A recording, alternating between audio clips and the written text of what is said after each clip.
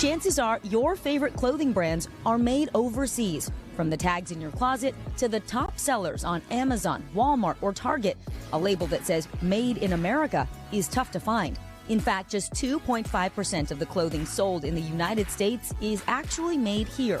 The labor pool has shrunk. In the 1990s, there were almost 1 million apparel manufacturing jobs in America. Today, fewer than 100,000. To understand what it takes to make clothes in the U.S., we visited Roundhouse in Shawnee, Oklahoma.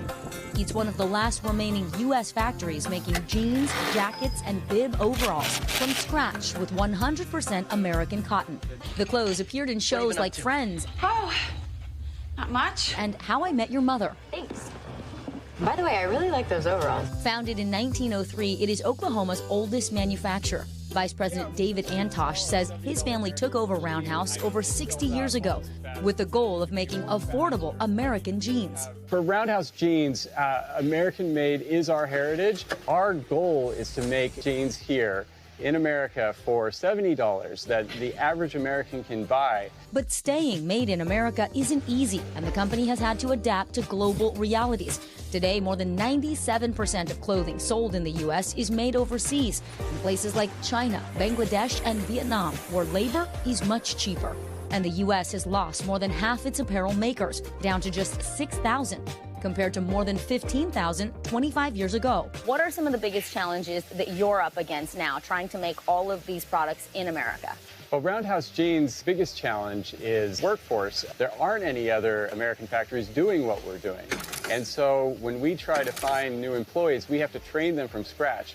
And that can take months, even years, for them to build up and get more efficient.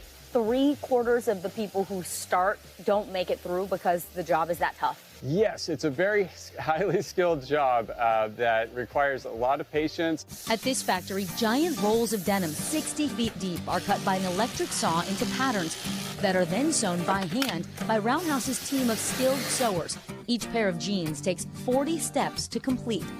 Sydney is sewing the legs on a pair of jeans. If she doesn't get it right, the 20 steps before this are all a waste because we need that leg to be perfectly straight. Antosh says he pays wages above the local average, and many employees have stuck around for decades. But this American factory isn't paying all the bills. Our profit margins are extremely low. We make hardly any money on these jeans. In order to survive, Roundhouse sells about 300,000 pairs of jeans a year. About half are sewn here in Oklahoma. The other half made in Bangladesh with American-grown cotton and imported back to the States.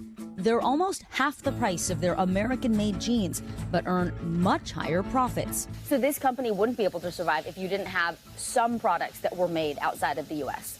Yes, it is essential for Roundhouse Jeans to have retailers selling products that, while they use 100% American cotton, are sewn outside the U.S. and selling products that have a higher margin that really pay for this American factory. By keeping a foot in both worlds, Roundhouse says they hope to protect American manufacturing and provide jobs for their hometown.